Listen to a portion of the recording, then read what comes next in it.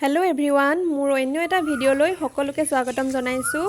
আজি 5 জুন উপলক্ষে মাক ৰাতিপুৱাই গছপুলি ৰোৱা ফটো তুলি দিবলৈ বুলি ওলালোঁ। যিহেতু আগদিনাই গোটৰ সদস্যসকলক গছপুলি বিতৰণ কৰা হৈছিলে আৰু ৰোৱা ফটো তুলিবলৈ বুলি কৈছিলে, তাকে ময়ো মাক দুকপিমান ফটো তুলি দিলোঁ।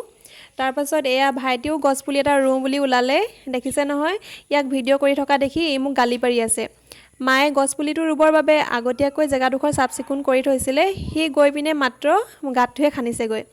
তাৰপাছত মায়ে এয়া ইটো কৰ সিটো কৰকৈ তাক দেখুৱাইও আছে।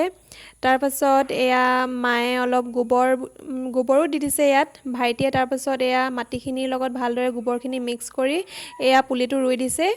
এইটো হৈছে এটা বগৰী পুলি আৰু যিহেতু মোৰ ডিউটি আছিলে সেইবাবে যোৱা নাছিলোঁ। তথাপিও তাক এনেকৈ ৰুই থকা দেখি ময়ো গ'লোঁ, বোলো অলপ লাগি দিওঁ আৰু শেষত সকলোলৈকে বিশ্ব পৰিৱেশ দিৱসৰ শুভেচ্ছা জ্ঞাপন কৰিলোঁ। ধন্যবাদ।